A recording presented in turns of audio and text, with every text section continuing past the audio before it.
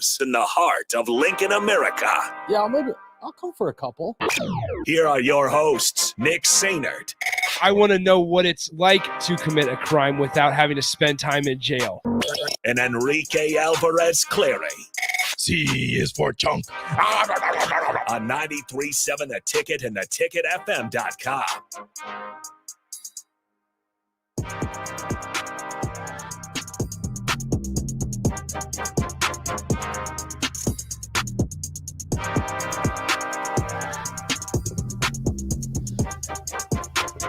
Good afternoon. Happy Tuesday. This is the Happy Hour, 93.7 The Ticket, theticketfm.com. Nick Sainert and Enrique Alvarez Clary are with you today. Hello, Rico. Hello. How's it going, man? It's going great. That's awesome. Fantastic. We're having a good day. Are you ready for the holiday?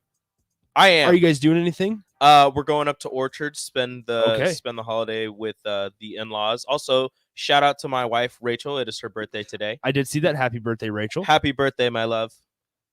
Happy birthday, Rachel. She doesn't care. She probably doesn't listen. She actually does. She listen to us every day? Not every day, but she listens a lot, and she actually doesn't. She doesn't like the attention.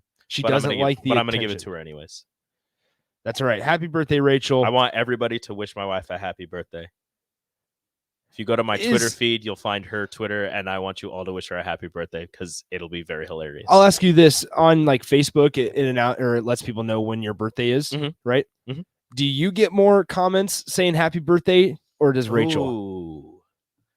Which one of you are liked more? I think she might, because her friends actually care about birthdays. My friends don't. Okay. Like she gets more like meaningful posts about happy birthdays. I get a bunch of just like, hey, happy birthday, man. Hey, happy birthday, brother. And you get Little Caesars pizza. And I get Little Caesars pizza. Well, Mark asked, we had a meeting. It was fine. Honestly, the pizza wasn't for me. It was for the meeting. What happened to that pizza, by the way? I think it all got eaten or somebody took it because I was excited to come in here the next day and eat pizza, and it was gone. But I did have some breadsticks. Perfect. Drumstick on the text line 402-464-5685 says happy birthday, Rachel. Thanks, Drumstick. So we'll just continue that throughout the show. I want to talk before we get into the bulk of the show.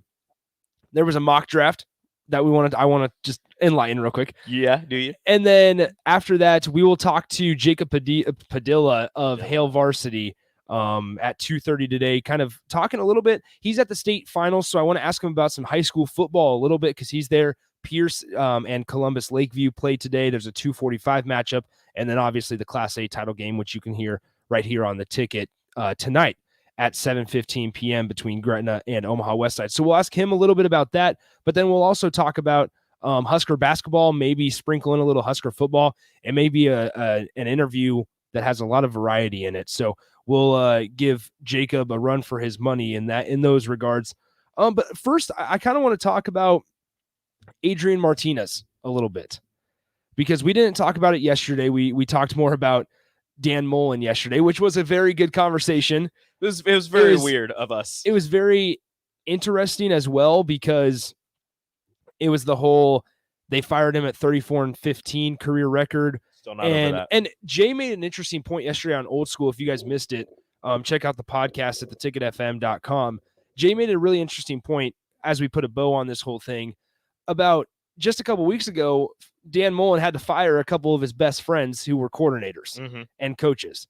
And Dan was, and Jay was talking about how Dan's probably sitting there like, man, if you would have just waited, let me wait a couple weeks. If I knew that I was going to get fired, I wouldn't have had to hurt friendships. I wouldn't have had to burn bridges and stuff like that. And people, and I don't know how it works inside the programs. Maybe their bridges aren't burnt completely and they're still friends at the end of the day. But there's got to be some sense of awkwardness between the two of them if you have to fire a coach. I mean, could you imagine firing a friend and then you get fired the next week? Your friend's just like, yeah, wonder. Oh, well, darn, man. Yeah, like, is Dan going up to the guys and being like, hey, sorry, man. Like, look, they told me I would keep my job if I fired you. It turns out I was wrong. But then I lost by 1 to Missouri and I'm gone too. So it's just interesting. Now, Jay made a very interesting point yesterday during Old School that I didn't think about. And so that was an interesting way to look at it is if Scott Stricken, the AD, would have just let Dan Mullen know that, hey, in a couple weeks, you're done too. Well, remember, he just woke up. He did. He just woke up and had a different feeling about Dan Mullen. So Let's get to the mock draft talk at the final segment. We'll do that Okay, at we can hit on 2:45. that. Let's talk Talk Adrian Martinez, right? Yeah. As always, Our guy, as you know, the happy hour. Very Yeah. big Adrian Martinez fans. As always, 402-464-5685, the Honda of Lincoln hotline, Sutter Heyman text line. Please feel free to chime in with your thoughts, as well as the Sutter Heyman Jewelers video stream, Facebook, Twitch, and YouTube, as Rico waves to the camera. Now, is it just me, Yes. or has the narrative around Adrian Martinez and him either returning or leaving shifted in the last couple days? It is not just you. I also have a feeling that people have gone from one end of the Adrian Martinez staying or leaving to the complete other side. And it's very weird the way that it happened, I guess. Yes, and can we just say that it's from the side of him leaving and Nebraska just separating with Adrian Martinez, divorcing Adrian Martinez and Scott Frost? That's a good one. It switched from that to Adrian's coming back. Maybe Adrian Martinez should come back, or he is coming back for another year at Nebraska. It was very weird because everybody just wanted to move on and they wanted, a clean break, start over with a new quarterback. And then, coupled with the injury and just the thought process of going into the transfer portal and possibly getting a quarterback, or the quarterback's currently on the roster, and the lack of knowledge, I guess is what I'll say, about what those quarterbacks can be. People have come to the conclusion that, maybe Adrian Martinez would be the best option for Scott Frost to have some success next season. Well, what's interesting is we've talked about it, how in the game against Purdue, he had 4 picks, and the staff was telling us that he was still their best chance to win and best option out there out of everybody in the quarterback room. And take that for what you want. You can read into that, or you can choose not to read into that, whatever you want to do. But as we know, you will read into it. But here's my whole thing that's kind of interesting, and I've thought about this quite a bit. I've heard other guys on the station talk about it as well, and we're all kind of in the same boat.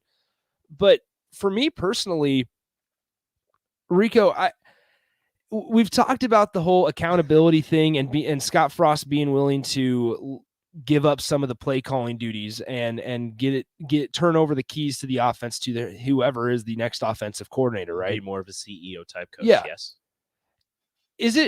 It feels like if Adrian Martinez is welcomed back with open arms,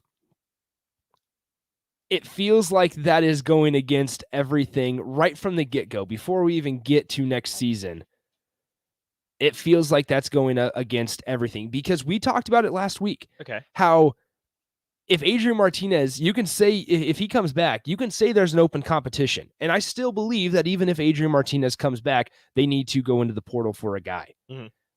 However, we both agreed on it last week, and there were a lot of people on the text line that agreed. And if y'all don't believe me, I can go back and quote them. But it was, if Adrian comes back, they can say it's an open competition all they want. It's not. But in reality, how does a 4-year starter not have a leg up? Mm-hmm. Now that there's that injury thing, and I don't know all the details of it. I'm not the guy to ask about, if he needs surgery and all that good stuff. I'm not that guy. We don't have any type of information. But here's the deal is if there is an injury, then you're going to have to rely on somebody. So you feel like you don't know, I guess, how confident they are in the guys behind Adrian Martinez right now. Yeah. In Logan Smothers and Heinrich Harburg. You feel like they might not feel the best about them because of how this season has played out. I mean, you've had an opportunity to give Logan Smothers more reps. I mean, Adrian Martinez broke his jaw against Michigan State, and Logan Smothers saw maybe a series, and then they were like, "Okay, Adrian, you're fine. Get back in there." Whatever they did to him in the locker room, they're like, "Okay, get back in there with your broken jaw. You can't talk, and you have to drink your food through a straw for however many weeks. Yeah, no, you'll be fine." They had the opportunity to let Adrian Martinez rest and to allow Logan Smothers to showcase himself and show what he's able to do in live situations when the bullets are flying, just not in practice when it's, you're going full speed, but you're not really going full speed because you don't want to hurt anybody. So the ability to allow him to go out there and showcase himself, they had that opportunity for possibly 1-2 games when Adrian Martinez was hurt, and all the other times that he's been nicked up, dinged up, and he's gone right back out there. I know he's the one that's saying, I'm good to go. I want to go back out there. But as a coach, maybe you make a decision if you feel comfortable in the backup situation to sit Adrian and let him get fully healthy. So that kind of shows maybe they're not the most confident in what they have behind Adrian. Well, and to throw another wrinkle into the whole thing, if you remember correctly, a couple weeks ago in Scott Frost's press conference, one of them, he mentioned that Logan Smothers just didn't have the game experience, didn't have the experience. And that is why it was after the Purdue game. It was because he was asked, why did you stick around with Adrian? And Scott just said it's because the guys behind him don't have that experience. And Rico and I, along with some other people, were sitting here saying, well, when's a better time to get experience? It's like when you graduate from college and you apply for a job and it says, oh, you need 4 years of experience, but we're looking for an entry-level position. You can't get entry-level experience without getting an entry-level job. You can't analogy, get quarterback Rico. Experience without being put into a game to play quarterback. That's a great analogy, Rico. That's very good. Thank you. But no, that's the whole thought on this is, and we're getting text off the text line that I want to get to here shortly. Let's go ahead and talk about one. If Martinez doesn't come back, most likely Frost won't be able to turn it around in one season. And I'm going to mention it's going to be, go ahead. The season does not end on Friday. It's going to be a very long couple of months as they sift through possible replacements on the coaching staff and on the whole idea of who is going to give up play calling, who is going to call plays. Does Scott Frost give up play calling once and for all completely? How much is he willing to give up in terms of not running his offense? Mm-hmm. And that's where this all kind of comes full circle, is because if Scott Frost allows Adrian to come back or tells and pleads for Adrian to come back, then you kind of have an idea that it's going to look the same and that they want it to look the same. And that is the exact problem that has gotten Nebraska to 3-8 this year. Now, I could play devil's advocate and say, Scott Frost brings in an offensive coordinator. That offensive coordinator believes that a healthy Adrian Martinez with a more improved offensive line and the cast of weapons that he has around him and maybe more of a dependence on the running game, again, with a more improved offensive line where you can actually run the ball and you can protect your quarterback. Maybe that offensive coordinator believes that Adrian Martinez is the quarterback that can get this done at a high level, and that offensive coordinator doesn't have the type of trust in the backups that they have, or maybe you went into the transfer portal and the guy or there's a couple of guys that you really wanted and they go somewhere else. Maybe Adrian Martinez is the only one that you believe is the one that can run your offense either to a T the way you want it to be run or well enough better than possibly the guys you have on the roster or any of the remaining guys. Again, if you don't get the guy in the transfer portal that you want, that it is a possibility that Adrian Martinez is the one that can run the offense the way that the new offensive coordinator feels fit. And even if Scott Frost gives up the play calling duty, or if he doesn't, it could be possible that Adrian is the best option going forward. One thing you mentioned, Rico, and I know you're playing devil's advocate, is something about the running game, and that if they want to commit to the running game next year, it's the same. It feels like the same storylines going into every season, and that's the exact reason that they're sitting here with Scott Frost at 15-28. And the only way it changes is if Scott actually gives up play calling duties. Bingo. Because if you bring Adrian back and Scott, brings in somebody new but doesn't give up play calling duties, it's the same thing. It's the same movie, as he said multiple times after depressing loss after depressing loss. I feel like I'm watching the same movie. Well, if you bring Adrian back and you're still calling plays, you're watching the same movie, man. Bingo. And that's exactly what I was going to get at, and kind of talking about how it comes back full circle. Is Scott Frost is talking about how he's ready to give up everything. He's ready to hand it off to somebody else, basically. But bringing Adrian Martinez back is making the decision for your offensive coordinator, who is in the preliminary rounds of making the decision for your offensive coordinator of who is the starter next year. And that's where the problem is right there, is because if the offensive coordinator doesn't fit Scott Frost's system perfectly, and you bring a guy like Adrian Martinez back, who has been asked to do everything for this offense the last 4 years, then the offensive coordinator is going to have to adjust himself to what Scott Frost wants to run. Where what they're telling us, and this is where that disconnect is, where we've talked about the disconnect. So just isolating the offense away from everything, this is where that disconnect could lie. One of the many places is that Scott Frost telling the fan base, he's telling Trev Alberts. Trev Alberts is telling Scott Frost, vice versa there. And the coaching staff is telling the fan base that they want to run the offensive coordinator system.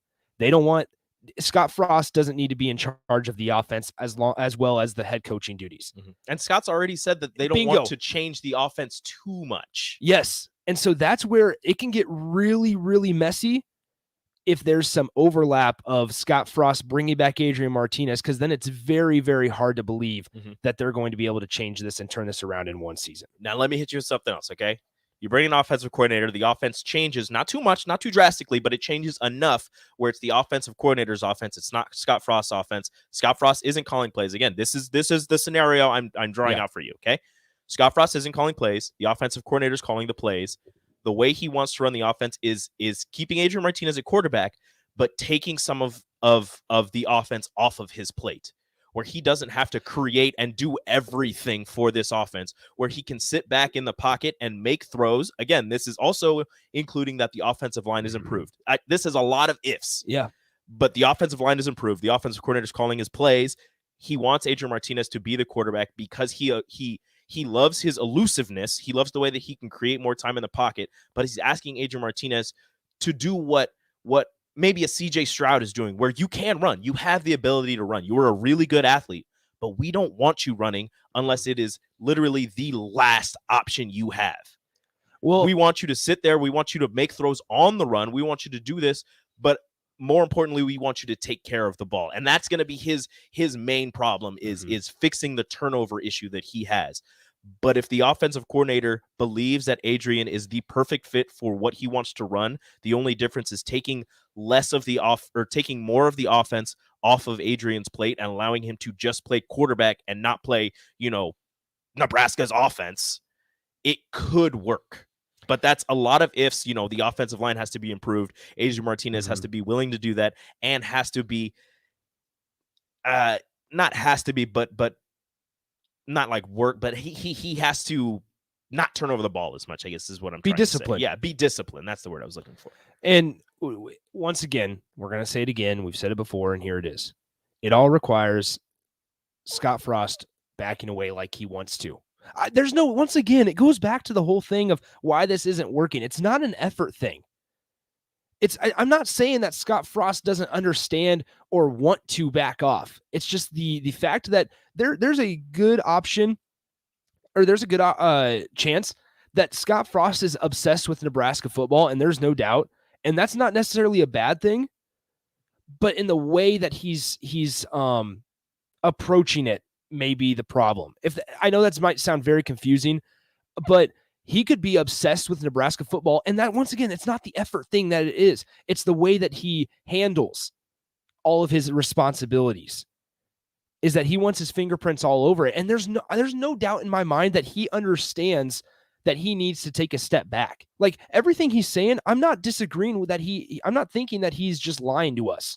I have no doubt that Scott Frost is standing there saying, I know that I need to take a step back. I understand I do. But there could be a chance that he just doesn't know how to while still being the coach, because he wants this to work so bad. And that's the whole thing about this effort thing. It's not an effort thing. Everybody knows Scott Frost wants this to work. And there just may be a chance that he's just too obsessed with Nebraska football that it just might not work because he doesn't know how to handle all of his responsibilities while staying far back enough. It's like, you're a parent of a toddler, right? And your toddler is working on a puzzle and they just can't get this piece to fit. And they keep putting it all over the place and they're moving it around and it just won't fit. And you're just sitting there. You're like, it goes right. You don't want to help them. You want them to figure it out on your own. You're like, it goes right there. It's right there. You have to put it right there. You just have to flip it. You have to turn it. And then finally, after a little bit, you're like, okay, here, let me do it. And then you end up, putting that in there. And that's Scott Frost right now at this football program, where he realizes he has to take a step back. He doesn't want to help. He doesn't want to put his hands on everything and control everything. He realizes he needs to allow his coaches to coach and allow his coaches to take ownership of the offense and the defense and the special teams and everything. But right now he wants to be in control of everything. He wants to make the pieces fit. But he needs to realize he needs to step back and let them work on fitting the pieces themselves. And that's his issue right now. Like you said, he's just obsessed with it. And like you said, it's not a problem to be obsessed with football, to be obsessed with Husker football, but you need to know when to take a step back and when to be hands-on. And just how to take a step back. 402-464-5685. We got to take a break here in a little bit. Got to get to Jacob Padilla from Hale Varsity. Let's read some of your texts. Frederick Frank says, the thing is, Adrian knows Frost's offense better than anyone. He needs to cut down on his turnovers. Is that fixable? Development. One thing that has hurt this staff all tenure long while at Nebraska. The thing is, Lubick was supposed to be Scott's second pair of eyes. Yes. We're getting compliments on your analogy, Rico. Nice job. Thank you. I'm on a roll today. Let's take a break. Get to Jacob Padilla of Hale Varsity next up on the Happy Hour. The following is a test of the emergency alert system.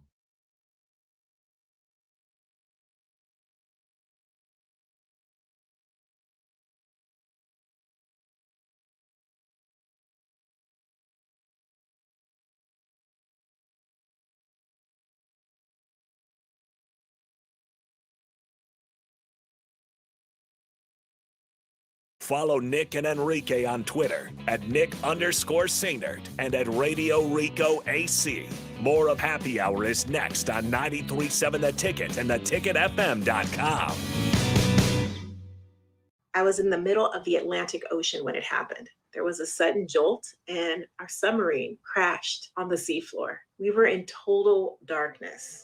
That's Dr. Dejana Figueroa, a marine biologist and STEM teacher, talking about a deep sea dive she'll never forget. It's funny, when I was a kid, I was afraid of the ocean. And there I was, 2 miles below the surface. But as a scientist, you prepare for that. Using our training and a little creativity, we fixed the sub and finished our experiments. The dive was just too important. Every dive gives us glimpses at things few people ever get to see. Glowing creatures, fiery undersea volcanoes. When we got back to the surface, I kissed the ground and called my mom, of course. But you know what? I wouldn't trade that dive for anything. Dr. Figueroa uses her passion for STEM to discover new things and make the world a better place. She can STEM, so can you. Check out She Can STEM for more stories and inspiration.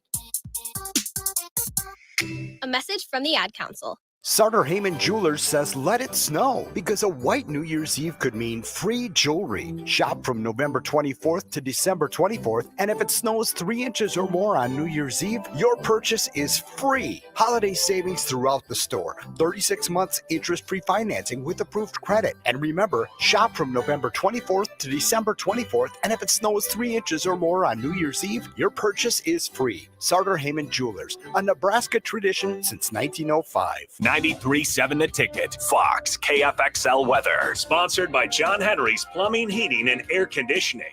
It will be a warm, sunny, windy day here for our Tuesday, topping out at 65. South winds could gust 30 to 35 by later this afternoon. We'll see increasing cloud cover tonight with a low down to around 40. Windy again tomorrow, this time a northwest wind gusting over 30, cooling us off to 53. I'm meteorologist Tim Wright for 93.7 The Ticket and theticketfm.com.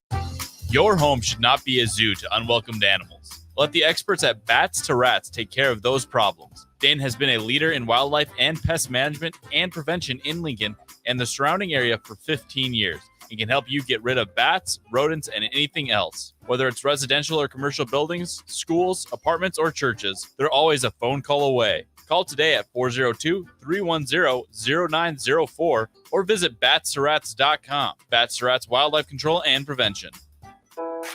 They say one great thing leads to another, and that's especially true when you visit a Great Clips salon.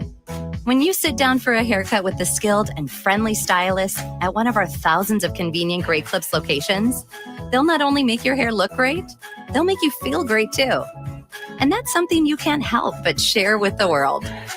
Download our online check-in app today and opt in to get a Ready Next text when you're up next. Great Clips. It's going to be great.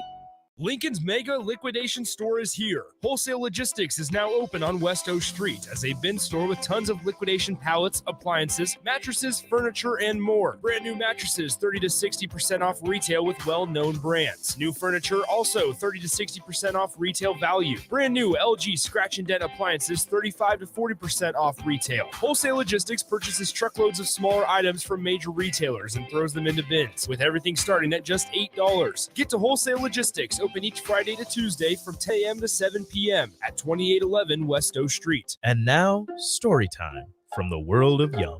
I could not eat fruitcake. I would not eat it by a lake. I would not eat it with a snake. There's no amount that I would take because I'll never, ever eat fruitcake. Hey, these snacks are really good. What is this? This is Grandma's fruitcake, but it's so moist and delicious. I like fruitcake. Okay, good to know. Kids, I gotta go. All literature is a lie. Check out Grandma's fruitcake and all the delicious desserts at Beatrice Bakery. Welcome to our world of yum. Allen knows businesses need reliable communication, both at the office and at home. Now more than ever. Just listen to Bill Mitchner from Lighthouse. Before we'd have breaks in service, especially for internet, but we've never had any issues with Allo.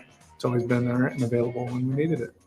At Allo, supporting your business is our business. To get your free quote and switch today, visit allofiber.com/workfast or call 402-480-6685 today.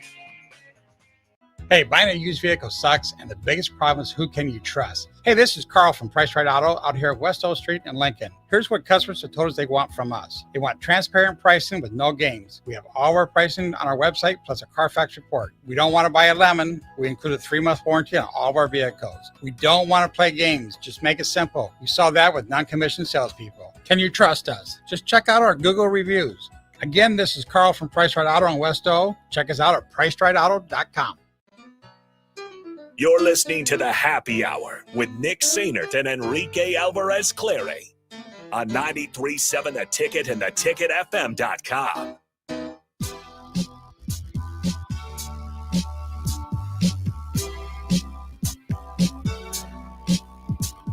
We get this off the text line 402-464-5685. Adrian should be the next offensive coordinator. He knows the offense. Boom. National champions. So that's a good place to bring in Jacob Padilla of Hale Varsity. Yeah, Jacob, and with that, Jacob, should Adrian Martinez be the offensive coordinator? Sure, why not? Let's just let that happen on Friday and see how it plays out. I see zero problems with this. He knows the offense inside and out. He knows what everybody's supposed to be doing. I like this. I like this idea. Yeah, I mean it worked in Varsity Blues, right? Yeah, put him up in the box. Let him see the entire field. He'll be like, "Wow, I've never seen the field from this view." It'll be great.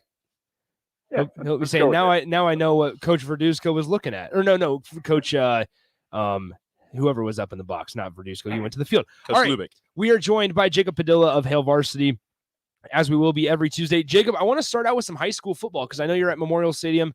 I appreciate you squeezing some time and finding a quiet place up there in the press box to talk to us for a little bit. I know Pierce and Columbus Lakeview played today. Kind of walk us through how that one went. Obviously, Husker commit Ben Bramer played for Pierce, who walked away with the C1 title this morning. Yeah, it was Columbus Lakeview racing out to a 17-0 lead and then kind of holding off a late Pierce rally for the 37-25 win. Really impressive performance by Lakeview. They scored on a fake field goal. They had a scoop and score, 56 yards. And they had a really nice offensive touchdown too, 52-yarder. So they pretty much scored every way you possibly could to get that title. And Bramer, he looked apart certainly. 9 catches, 113 yards, had 12 tackles on defense. So pretty fun game for sure. I have to commend you here because we're moving on to Nebraska basketball here. I have to commend you for your excellent knowledge on getting Derek Walker touches down low. Why? and that having success for Nebraska basketball. They've kind of turned the I need to be careful there. Turn the corner. They've looked better, I should say. Definitely spreading out the ball a little bit more. What have you seen through the last couple games from the Huskers and as they face Tennessee State tonight? Yeah, that is the key. It is starting to look better. The ball is starting to move. It's starting to look more like what Fred Hoiberg wants it to, where they're playing through the high post a lot. they're moving the ball early in the possession and then getting it back to their ball handlers after some actions, and looking to take advantage of mismatches that way, as opposed to one guy just dominating the ball. And a big part of it is Alonzo Verge, and himself said he was the difference in how they've been playing recently compared to what they were doing early in the season. Admitted he was kind of overthinking it and making the game a lot harder than it needed to be. And we started to see Fred Hoiberg have a little bit quicker of a leash on him. He obviously sat the last 12 minutes of the first half against Creighton. He only played 21 minutes, I think, in that Idaho State game after a couple of rough possessions early. He sat him down and went back in and got another stint. So I think they're starting to figure that dynamic out a little bit more with Verge and Hoiberg, and it's kind of how the whole offense is coming together. And a big part of it is playing through the bigs and giving them a chance to make plays. And it's not always going to be as easy as it has been for Derek Walker and Eduardo Andre and Wilhelm Breidenbach all kind of working together. The last two games, they're going to, we saw Creighton's 7-footer, Ryan Kalkbrenner, gave them problems and kind of neutralized them a little bit. So they still have to prove they can do it against high major competition, but the process is much better than it has been. And that's the key. And that's all you can hope for out of these last two games before they hit the road for the first time, is continuing that trajectory of sharing the ball and just kind of looking better and more cohesive on offense. I infamously said after the first game that Nebraska men's basketball would make more than 5 threes in every single game the rest of the season. They immediately followed up in the second game with only 4, and their last game they only had 4. Is that so crazy of me to believe that this team, I mean, they're going to be shooting a lot of threes this season in just about every game, despite if they're going in or not. But is that crazy of me to believe that at least 5 3-pointers a game is completely possible for this squad, despite their struggles currently from deep? No, it should be. And that's, I think, kind of the next step. We're starting to see ball movement a little bit more. We saw 18 assists on 27 buckets in that Southern game. And that number would have been a lot higher if guys had been able to knock down shots from the perimeter. There were some rough ones in there, guys kind of shooting off the dribble and forcing a few, but a lot of those were good looks too, and those didn't go down either. So that is kind of the next key. You look at the team right now. You got to get Latman going. He is only 4 for 16 from 3. Obviously, the injury probably played a part in that, but that's kind of what he's there to do. He's got to start knocking shots down. He's had a few rim out. I think you will see that normalize somewhat, but that's got to start happening. Bryce McGowan's is 5 of 21. He's a better shooter than that. We see CJ Wilcher's about their only consistent 3-point threat right now, because all of Kobe Webster's threes essentially came in one game. Keisei Tominaga is 4 for 17. So you got guys out here that were brought in to be shooters and that have shot well in practice and that have showed previously that they can shoot. They're just not going in right now. So that is kind of the next step for this team, is to be able to start hitting those shots at the rate that Hoiberg believes these guys can, because that'll unlock kind of their ability to take that next step and be really competitive in the Big Ten. We're talking to Jacob Padilla of Hail Varsity here. He's joining us from Memorial Stadium in the middle of some NSAA state championship football games. Jacob, who has excited you the most, or really impressed you the most? That's the better word. Off the bench, is it a guy like Kobe Webster, who kind of came in against Creighton and really led that offense when it seemed nobody else on that team could? Or is it a guy like CJ Wilcher, who has been more consistent, like you said, since Kobe Webster's threes all kind of came in one game? Who's impressed you the most off the bench?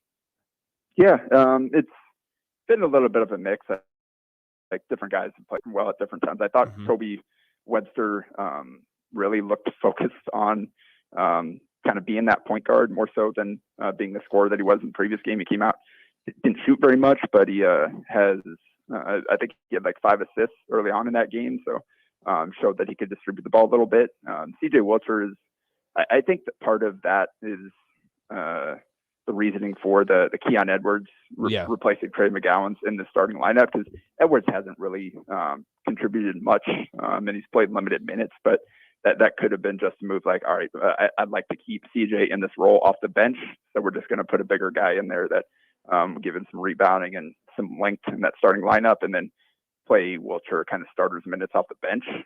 I think that's probably what we're looking at there. But Eduardo Andre, I think he's been a key, and it'll be interesting. I think with that backup 4-5 spot, it's going to be kind of a matchup dependent, situation dependent, kind of ride the hot hand deal. We've seen Andre have a couple of really good games off the bench, and we've seen some, I think that Creighton game in particular where he really struggled.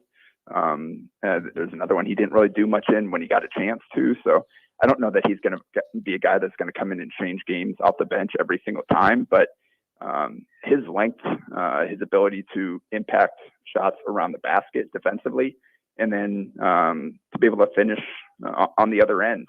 I think he showed some intriguing things that'll help the team down the line here. So I think the bench is just going to kind of be, all right, who's feeling it this game? You've got a few different guys there that could be an impact player in any given game. They just haven't found consistency yet. Got a couple more for you. We're speaking to Jacob Padilla of Hale Varsity. So they have Tennessee State, Nebraska men's basketball. It is. They have Tennessee State tonight, South Dakota on Saturday, and then they go into a 3-game stretch against NC State, Indiana, and Michigan here at home. How much are we going to learn about this team in the next? I mean, and then you go down farther. I mean, then it's Auburn and Atlanta. So the next Kansas State after that, you have 4 of the next 6 games against pretty good opponents. How much are we going to learn about this team in the next couple games? Yeah, and that stretch, the early Big Ten games. NC State is the first high major team they played since Creighton, so that'll kind of be a nice little benchmark. But the Wolfpack also lost one of their best players for the season already, so that's a game that if Nebraska is ready to take a step forward, that's a game that you probably on the road that's going to be tough, but it's a game that you definitely would view as winnable. If they're ready to make progress. And then after that, the other 2 are going to be tough, obviously at Bloomington and at home against Michigan, although Michigan's struggling a little bit now too. Auburn's probably going to be the best team they play during that stretch, just based on how Michigan has looked recently. So that is going to be a really tough stretch. They're going to have to show some resiliency. They're going to have to show the ability to kind of learn from what has gone well and what has gone wrong and be able to apply that on a quick turnaround, because you look at that, they've got a couple of days in between each of those games. So it's not like they've got a full week to work on themselves and really practice before each of them. So they got to continue what they've shown the last few games over these last 2 home games. Keep getting better, keep getting a little bit more polished with their execution, keep building up that chemistry, and hopefully find their jump shots, because they're going to have to be able to shoot the ball to go on the road and win some of these games. We're speaking with Jacob Padilla of Hale Varsity, and I know you touched on it earlier, but running the offense through Derek Walker do you see that as a possibility against teams with more dominant bigs, or is that something that they're using right now to try and get their shooters into more of a rhythm? I know it hasn't worked quite yet, but is that something they're using to get their shooters into more of a rhythm, playing down low and then using that as a kick out, trying to draw the defense in? But when they go up against teams with more dominant bigs, is that still something you can see them trying to do?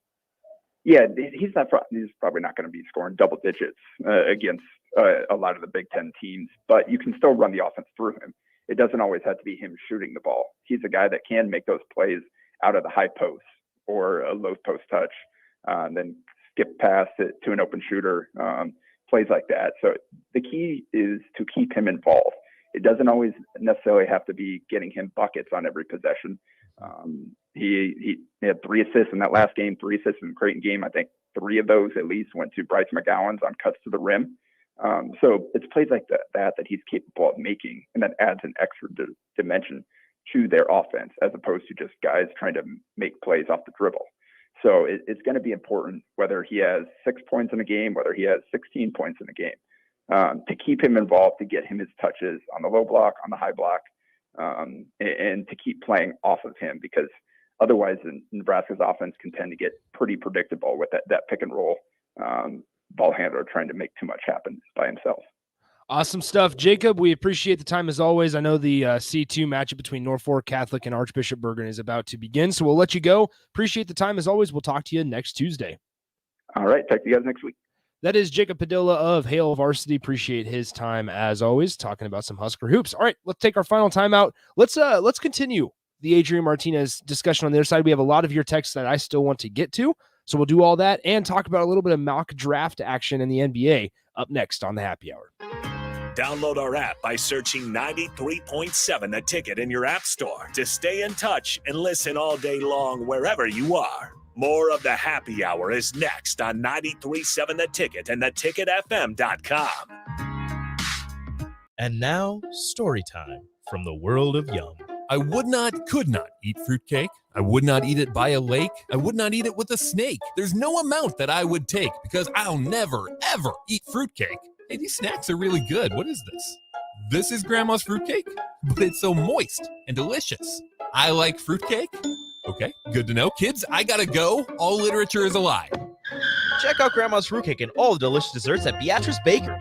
Welcome to our world of yum. Hi, Sean Callahan here of HuskerOnline.com, inviting you to join us here on 93.7 The Ticket every Saturday morning now in our new time. We're on from 8 to 9 with the weekly Husker Online radio show. We'll give you the latest in recruiting. We'll talk about what's going on with both football, basketball, and we'll probably share a few stories from the inside. It's every Saturday morning right here on 93.7 The Ticket. It's the Husker Online radio show from 8 to 9 a.m. Sartor Heyman Jewelers says let it snow because a white New Year's Eve could mean free jewelry. Shop from November 24th to December 24th, and if it snows 3 inches or more on New Year's Eve, your purchase is free. Holiday savings throughout the store. 36 months interest-free financing with approved credit. And remember, shop from November 24th to December 24th, and if it snows 3 inches or more on New Year's Eve, your purchase is free. Sartor Heyman Jewelers, a Nebraska tradition since 1905.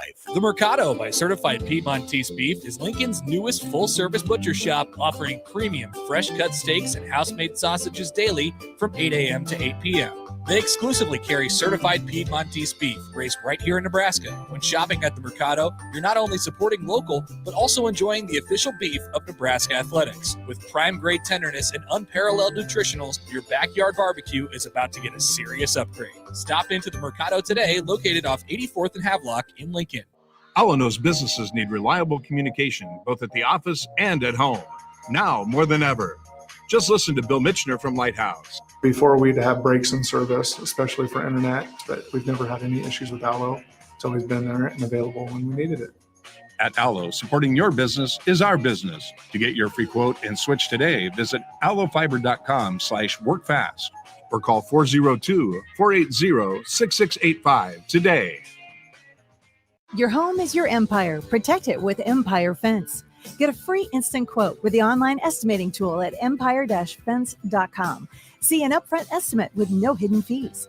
And Empire Fence can provide privacy and improve the appearance of your home. Keep kids and pets in or out of your yard. Increase security and add value to your property. Visit empire-fence.com now to view the stylish and maintenance-free possibilities for your home and get a free instant online quote. Let Empire Fence protect your empire. Your home should not be a zoo to unwelcomed animals. Let the experts at Bats to Rats take care of those problems. Dane has been a leader in wildlife and pest management and prevention in Lincoln and the surrounding area for 15 years. He can help you get rid of bats, rodents, and anything else. Whether it's residential or commercial buildings, schools, apartments, or churches, they're always a phone call away. Call today at 402-310-0904 or visit batstoRats.com. Bats to Rats Wildlife Control and Prevention. If you're thinking about a new career, improving your job skills, or just continuing your love of lifelong learning, Southeast Community College's Spring Continuing Education Catalog is hitting your mailbox soon. It's chock full of options. Learn how to write a compelling grant application, become a pharmacy tech, or even learn to ride a motorcycle. We even provide the bike. Check out your catalog or go to southeast.edu/continuing education. SCC. Your path to possible. Want a free pair of Nebraska football tickets? Head to theticketfm.com's contest tab and register for a free pair of tickets each week of a home game, courtesy of Ben Bleicher with Professional Realty Group of Woods Brothers and 93.7 The Ticket.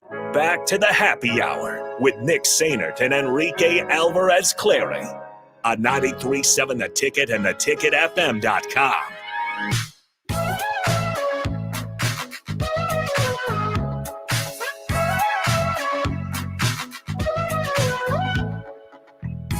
Thanks again to Jacob Padilla of Hale Varsity for squeezing us in. We turned on the C2 state championship game between Norfolk Catholic and Archbishop Bergen inside the studio. I was telling Rico, Archbishop Bergen has a really, really good and talented quarterback. He's young, Koa McIntyre.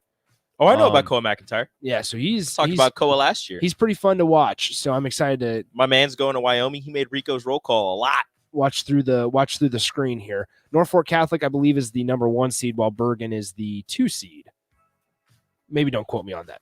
But once again, thanks to Jacob Padilla for joining us, as he will every Tuesday. Tomorrow we'll have Aaron Sorensen talk a little bit more Huskers football before we take a timeout on Thursday, and then get ready for Friday's matchup between the Huskers and Hawkeyes.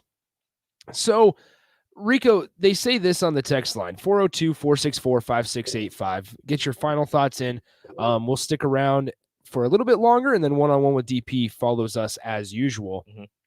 Tom's cousin Rich says, let's hope Martinez doesn't come back.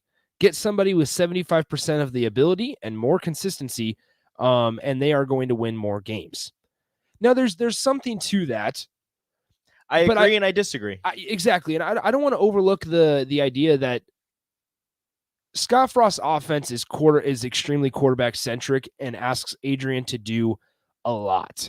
And I remember hearing, I was listening to Happer earlier, and he made a very good point about depending on the quarterback you bring in and the offense coordinator, and once again, that's why this thing goes full circle, and every little thing that you do and decision you make in the next couple weeks, leading into months, leading into next year's spring ball, they're all going to play a factor in the other.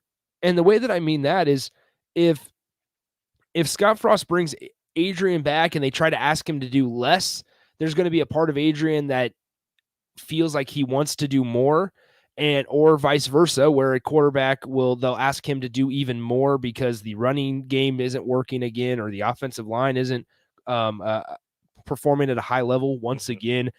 However, there could be a disconnect also between the offensive coordinator and Scott Frost. There could be a disconnect between the offensive coordinator and the quarterback. There are a lot of things that it all has to fit perfectly for Nebraska to want to get to their benchmark. What is their benchmark next year? Once again, nobody knows. Well, Trev and Scott Frost know. They do know. The AD and the head coach know, but nobody else knows. And that goes back to something that we kind of touched on yesterday, is that somebody said that why don't we get somebody for offense coordinator because they check all the boxes. Tom Herman, I believe, is the name. Yeah. And my response to that, we didn't get to really dive into it, but what are the boxes that need to be checked for the offensive coordinator? Do we know? No. What does the offensive coordinator have to do? I know they said they don't want to, change the offense. So does the offensive coordinator have to run the exact same offense, or a style that's close enough to the offense where not too many things need to be changed? Like that's another question that you have that we don't know the answer to, but Scott knows Scott knows what he's looking for. I hope he knows what he's looking for in an offensive coordinator, and that's who he's going to bring in. It's not like he's going out there blind. He's just like, yeah, you're pretty good. Why not? Let me ask you this, Rico. Can you say with 100% certainty that Scott Frost knows exactly what he's looking for in an offensive coordinator? I mean, you would like to think so. You wouldn't fire your offensive coordinator and then go blindly into the abyss of assistant coaches not knowing what you're looking for, unless you know what you're looking for and somebody blows you away with something that you weren't expecting. I mean, there's that, but I would like to say with like 95% certainty that Scott Frost knows exactly what he's looking for in an offensive coordinator and whatever other position coaches he's looking for to fill those vacancies. Once again, I will say this is that, okay, here's this, Dave Dipple off the text line. If Adrian is smart, he comes back. He's not going pro, but he could come back and make some healthy NIL pocket change. But I feel like it's time to move on from Taylor Martinez's younger cousin. Maybe he'll transfer to Fresno. That's interesting. I have heard that Adrian Martinez transferring to Fresno, I have heard that from maybe 10 people that, he wants to go back home. He'll go back to Fresno. I don't know. Like, and now you throw the injury into it, and it throws a wrinkle into the whole thing, because will another school take him if he's not 100% healthy, and they don't know if he's going to be 100% healthy by the season, whatever his injury is, if it is serious, if it is minor, we have no idea. And once again, going back to the whole what Scott Frost wants to look for in an offensive coordinator and the boxes, it goes back to that transparency thing. Nobody knows. And that's where we don't know if Scott Frost knows. We have no idea. Like, we are on the same page, Rico. I want to hope he does. We want to hope he does. But through 4 years, I'm going to say 4 years because we're 3 days away from the final game of the fourth year. Mm-hmm. Have we known and believed the whole entire time that Scott Frost has the ability to change this, to turn it around? We have hoped. We have hoped. There's been the confidence level has shrunk game after game, week after week, year after year. And that's where the transparency needs to be more than it ever has been, in my opinion. And the accountability needs to be more than it ever has been. And now here we are sitting here with no offensive coordinator, not a lot of guys on the staff. And we're thinking about these potential names, but we don't know what boxes need to be checked. We have an idea. Yeah. But then once again, it all works full circle, and it all starts at the top with Scott Frost holding himself accountable of stepping back. And it's very interesting, and it's very intriguing on how it all works. And it's wild. You can go down a rabbit hole, and it's a very dangerous rabbit hole. Don't go down the rabbit hole. Don't go down the rabbit hole, because you can go down it and think of this so many ways. And we get this off the text line from Drumstick. We overthink everything. Just stop turning the ball over. Boom. It sounds simple enough. It is simple, but think about all the pieces that need to be on the same page to make that happen. I mean, if you take, and they haven't been on the same that page. earlier text, 75% of the talent and whatever else they said, if you have a quarterback that can't escape the pressure, if the offensive line doesn't improve, that's a problem. If your receivers can't get open, if you want a guy that gets rid of the ball faster, the receivers have to get open faster. If you don't have that, you have a problem because maybe the guy's not athletic enough. There's so many different issues here that need to be addressed at one time. And it's just mind-boggling how this has gotten this far. We are done for today. It looks like Norfolk Catholic just scored a touchdown, so they're up 6-0 on Bergen. Well, that was quick. Have a good rest of your Tuesday. We'll talk to you tomorrow. Adios. Your home is your empire. Protect it with Empire Fence.